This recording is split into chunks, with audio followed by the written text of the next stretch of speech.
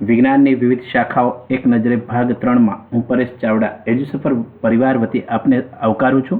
આ વિડિયો અંતર્ગત આપણે radiology, anatomy, paediatrics, botany, iconology, pathology, sociology, oceanography, neurology અને ફિઝિયોલોજી શાખાઓનો અભ્યાસ કરીશું. મિત્રો, આગળના બંને વિડીયોની અંદર આપણે વિવિધ પ્રકારની 16 જેટલી શાખાઓ છે એ વિજ્ઞાન ક્ષેત્રની જોઈ છે. તો વળી પાછી આ નવા મુદ્દાઓ સાથે નવી શાખાઓ છે એનું માત્ર સામાન્ય જ્ઞાનની જાણકારી અંતર્ગત એક બાબતો છે એ જોવાનો પ્રયાસ કરીશું. તો સૌપ્રથમ શરૂઆત કરીએ આપણે રેડિયોલોજી શાખાથી. રેડિયોલોજી એટલે કે ક્ષ કિરણો અને કિરણોત્સર્ગ પદાર્થનો અભ્યાસ આ શાખાની અંદર કરવામાં આવે છે. મિત્રો, અહીંયા રેડિયોલોજીનું ગુજરાતી નામ લખેલ છે, જેને આપણે કિરણોત્સર્ગ શાસ્ત્ર તરીકે ગુજરાતીમાં ઓળખીએ છીએ. ખાસ કરીને મેડિકલ ક્ષેત્રની અંદર કેન્સરની ટ્રીટમેન્ટ માટે છેલ્લા 100 વર્ષથી પણ વધારે સમય પહેલાથી આ પદ્ધતિ છે એની શરૂઆત કરવામાં આવી છે. એટલે કે આ પદ્ધતિ 100 વર્ષથી તેનો ઉપયોગ છે થઈ રહ્યો છે.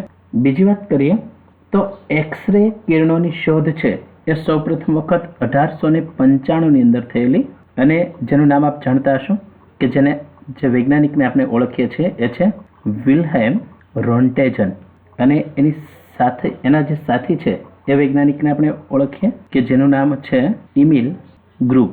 તો આ બંને વૈજ્ઞાનિકો દ્વારા પ્રથમ વખત કેન્સરની વિરુદ્ધ આ પદ્ધતિ છે એ વાપરવાનો નિર્ધાર છે કરેલો, અને આ ટ્રીટમેન્ટની શરૂઆત ત્યાર પછી, એટલે કે રેડિયોલોજી વિભાગ છે એ ટ્રીટમેન્ટની શરૂઆત છે એ ત્યાર પછી થઈ છે એમ કહી શકાય. આગળનો મુદ્દો જોઈએ તો એનેટોમી. મિત્રો, એનેટોમીનું ગુજરાતી નામ આપ અહીંયા જોઈ શકો છો કે જેને શરીરનું બંધારણ એવું કહી શકાય. ખાસ કરીને એની વાત કરીએ તો શરીરનું અસ્થિપિંજર અને તેના બંધારણનો અભ્યાસ આ શાખાની અંદર કરવામાં આવે છે. મિત્રો, એનેટોમી નામ છે એ સાયન્સ ક્ષેત્રની અંદર આપણને નવું લાગે, પણ જો એને સમજવાનો પ્રયાસ કરીએ તો શરીરનું જે અસ્થિપિંજર છે, જેને આપણે હાડ પિંજર બોલીએ છીએ, અને તેના જે બંધારણ છે, એટલે કે એ કઈ રીતે શરીરની અંદર કાર્ય કરે છે, આ તમામ બાબતોની ઝીણવટભરી માહિતી છે એ આ એનેટોમી અંતર્ગત મેળવવામાં આવે છે. મિત્રો, વાત આપણે એ કરીએ કે આ એનેટોમી છે એ બાયોલોજી શાખાની એક શાખા છે એમ કહી શકાય. ટૂંકમાં બાયોલોજી સાથે સંકળાયેલું છે. ત્યાર પછી મહત્વની વાત એ છે કે આ એનેટોમી છે એ 3 ભાગમાં એટલે કે વહેંચાય છે. એના 3 વિભાગ પડે છે એમ કહી શકાય. ખાસ કરીને પેલું આપણે બોલીએ તો એને કહેવાય હ્યુમન એનાટોમી. બીજું છે જેને આપણે બોલીએ કે ઝૂટોમી, અને ત્રીજી શાખા છે એટલે કે ત્રીજો વિભાગ છે એને આપણે બોલવું હોય તો એ છે એનિમલ એટોનોમી. ત્યાર પછી મહત્વની વાત કરીએ તો આ એનેટોમી શબ્દ છે ગ્રીક શબ્દ પરથી ઉતરી આવ્યો છે, અને જેના માટે એક ગ્રીક ભાષાની અંદર એક શબ્દ હતો જેને આપણે બોલીએ કે એના અને ટોમી. તો એનું ગુજરાતી સરળ અર્થ આપણે જોવું હોય તો એને એમ કહી શકાય કે બહાર કાઢી અને કટિંગ કરવું. તો કોઈ પણ શરીરના જે ભાગની અંદર જે હિસ્સો છે એ બગડેલો છે તો ખરાબ થયેલો છે, તો એની ટ્રીટમેન્ટ માટે આ પ્રકારની પદ્ધતિ છે એ વપરાય છે એમ કહી શકાય. ત્યાર પછીની વાત કરીએ તો એ મુદ્દો છે પેડિયાટ્રિક્સ. મિત્રો, અહીંયા પેડિયાટ્રિક્સનું ગુજરાતી આપણે જણાવીએ તો એ છે બાળ રોગ વિજ્ઞાન. બાળકોના વિવિધ રોગ અને તેના નિદાન અંગેનો અભ્યાસ આ વિજ્ઞાનની શાખા એટલે કે પેડિયાટ્રિક્સની અંદર કરવામાં આવે છે. આ શાખાની શરૂઆતને જો વર્ષ બોલીએ તો એ વર્ષ છે 1899નું. ત્યાર પછીની વાત કરીએ તો સમગ્ર વિશ્વમાં 1899 બાદ આ પેડિયાટ્રિક્સની શાખા છે શરૂ થઈ. ભારતની અંદર બાળરોગ વિજ્ઞાન કહી શકાય એની શરૂઆત છે એ આશરે 600 વર્ષ એટલે કે ઈસવીસન પૂર્વે 600ની આસપાસ થઈ છે. એટલે જેને આપણે બોલીએ છીએ કે આપણો એક મહાન ગ્રંથ આયુર્વેદ, અને આયુર્વેદની અંદર અષ્ટાંગની અંદર એટલે કે આયુર્વેદ છે એમાંનો જે ભાગ છે અષ્ટાંગ, તેની અંદર મહત્વપૂર્ણ નામ એટલે કે આયુર્વેદની અંદર અષ્ટાંગ નામનો જે વિભાગ છે એ મહત્વપૂર્ણ નામ છે એ આ પીડિયાટ્રિક્સ શાખાને આપવામાં આવ્યું છે. અને આ શાખાનો એક પ્રખ્યાત ગ્રંથ છે, જે ગ્રંથ કાશ્યપ સંહિતા નામથી ઓળખવામાં આવે છે. ત્યાર પછીનો મુદ્દો જોઈએ તો બોટની. વિવિધ વનસ્પતિઓની ઉત્પત્તિ અને તેના વર્ગીકરણ અંગેનો અભ્યાસ આ શાખાની અંદર કરવામાં આવે છે.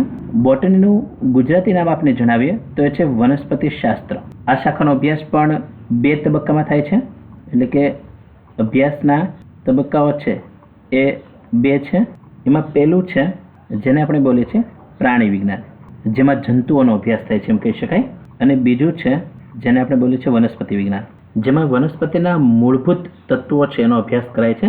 અહીંયા વાત કરીએ પ્રાચીન સમયની તો કે ગ્રીકના થિયોફ્રસ્ટસને બોટની શાસ્ત્રના પિતા તરીકે ઓળખવામાં આવે છે. આ ગ્રીકના થિયોફ્રસ્ટસ છે તે બોટની શાસ્ત્રના પિતાનું બિરુદ પામ્યા છે. અને મહત્વની વાત એ છે કે થિયોફ્રસ્ટસ છે એ તત્વચિંતક એરિસ્ટોટલ આપ જાણતા હશો એના વિદ્યાર્થી હતા. ત્યાર પછીનો મુદ્દો જોઈએ તો એ છે આઇકોનોલોજી. વિવિધ પ્રકારની મૂર્તિઓ અને તેના વિવિધ મુદ્દાઓનો અભ્યાસ આ શાખાની અંદર કરવામાં આવે છે.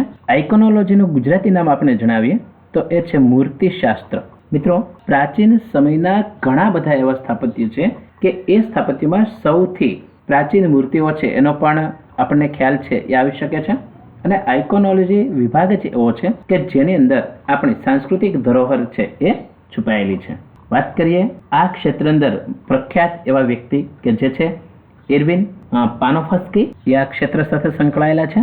અને આઇકોનોલોજી છે તેની એક વ્યાખ્યા એવી છે કે iconology is a work of arts.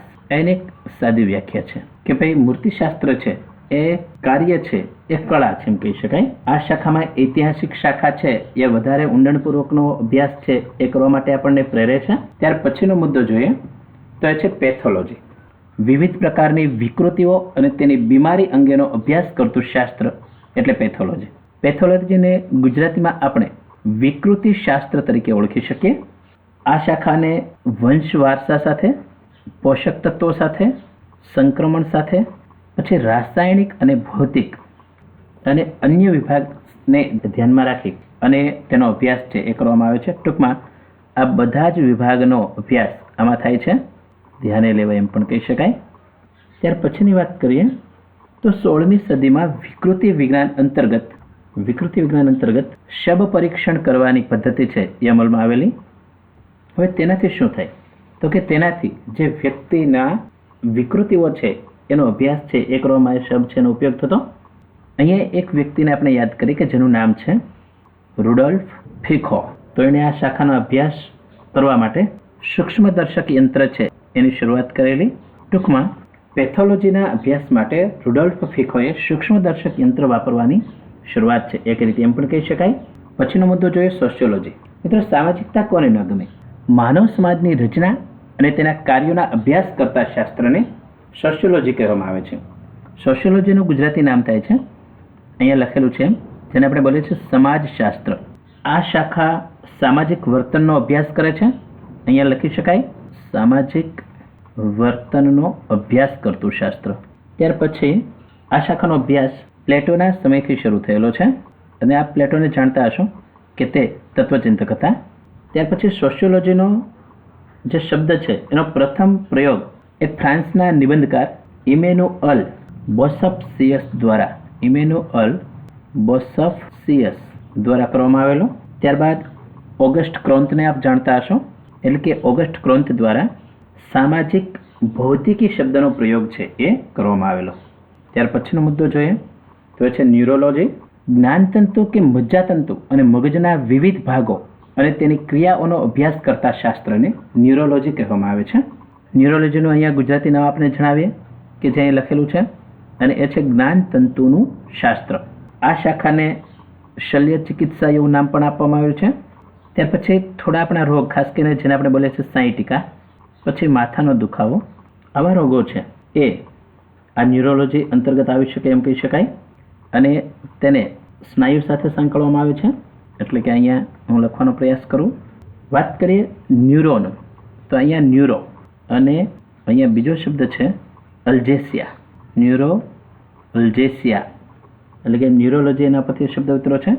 અને આનું જે ગુજરાતી થાય છે જેને આપણે બોલીએ છીએ કે ન્યુરો એટલે જ્ઞાન અથવા તો જ્ઞાન તંતુ, ન્યુરો એટલે જ્ઞાન તંતુ અને અલ્જેસિયા એટલે થાય છે દર્દ પ્રત્યે સંવેદનશીલ બનવું. એટલે કે જ્ઞાન તંતુનું જે શાસ્ત્ર છે, જ્ઞાન તંતુનો જે અભ્યાસ છે એ ન્યુરોલોજી વિભાગની અંદર કરવામાં આવે છે. ત્યારબાદ વાત કરીએ ઓશનોગ્રાફીની. આ શાખામાં એટલે કે આ શાખાની અંદર એટલે કે સમુદ્રના પ્રવાહો, જીવો અને સમુદ્રના જે તોફાનો છે એનો અભ્યાસ કરવામાં આવે છે. અને આ તમામ પ્રકારનો અભ્યાસ જે શાખાની અંદર થાય તેને આપણે ઓશનોગ્રાફી બોલીએ છીએ. ઓશનોગ્રાફીનું ગુજરાતી નામ થાય છે સામુદ્રિક વિજ્ઞાન. ખાસ કરીને આ શાખાની અંદર બાયોલોજી, આ શાખામાં બાયોલોજી, ત્યાર પછી કેમિસ્ટ્રી, ત્યાર પછી જીઓલોજી, ત્યાર પછી મેટેરિયોલોજી અને ફિઝિક્સના સિદ્ધાંતો છે એ પણ લાગુ કરાય છે. ત્યાર પછીની વાત કરીએ તો સમુદ્રના તળિયાની તમામ વિગતોનો અભ્યાસ આ શાખાની અંદર કરવામાં આવે છે. મિત્રો, આ વિડીયોનો લાસ્ટ મુદ્દો જોઈએ, ફિઝિયોલોજી. જુદા જુદા જીવોની ઉત્પત્તિ અને તેના અંગ ઉપાંગોના અભ્યાસ કરતા શાસ્ત્રને ફિઝિયોલોજી કહેવામાં આવે છે. ફિઝિયોલોજીનું ગુજરાતી નામ અહીંયા લખેલું છે, જેને આપણે જીવ વિજ્ઞાન એવું નામ આપીએ છીએ. આ શબ્દ યુનાની ભાષામાંથી આવેલ છે. ત્યાર પછી તેને પ્રાકૃતિક જ્ઞાન પણ કહેવામાં આવે છે, એટલે કે પ્રાકૃતિક વિજ્ઞાન પણ કહી શકાય. અને ત્યાર પછી આ શબ્દની શરૂઆત 16મી સદીમાં થયેલ છે. જોઈએ આજનો વિડીયો. મિત્રો, જોઈએ આજનો સવાલ. વિવિધ મૂર્તિઓ અને તેના મુદ્દાઓનો અભ્યાસ કરતા શાસ્ત્રને કયું શાસ્ત્ર કહેવામાં આવે છે? તો મિત્રો, કેવો લાગ્યો આપને આ વિડીયો? જો આપને આ વિડીયો ગમ્યો હોય તો તેને જરૂરથી લાઈક કરો, તેને શેર કરો અને જરૂરિયાતવાળા મિત્રોને જરૂરથી પહોંચાડો. આ ઉપરાંત અમારી એજ્યુસફર ચેનલને સબસ્ક્રાઇબ કરવાનું ના ભૂલશો અને એજ્યુસફર એપ્લિકેશન તો આપ ડાઉનલોડ કરશો જ, જેથી આપ તમામ પ્રકારના મહત્ત્વના મુદ્દાઓ અને પરીક્ષાલક્ષી જવાબો છે એને ઝડપથી મેળવી શકો. આ વિડીયો જોવા બદલ આપનો ખૂબ ખૂબ આભાર.